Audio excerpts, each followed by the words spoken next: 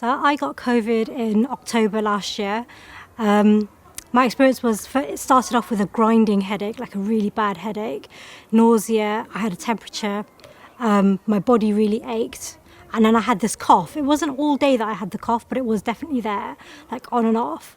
For the first couple of days, I just felt like, it was like a heavy cold, like a severe cold, like flu-like symptoms.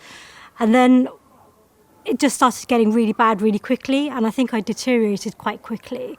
The morning that I called the paramedics, that night, literally, I don't know how I got through the night, because every time I turned, my breathing, I just couldn't stabilise my breathing. My breathing would literally stop or become really laboured. So I got put on Ward 8B, and I must give a shout out to the staff on Ward 8B at Gloucester Royal, absolutely amazing people.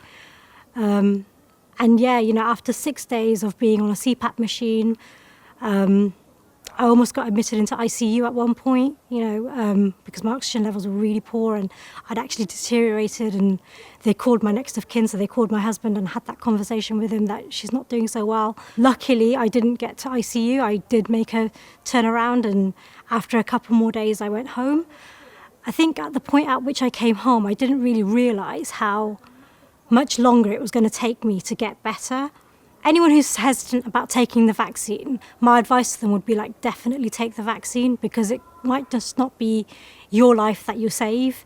It could be somebody else who's older, an elderly relative or a friend who gets affected by it.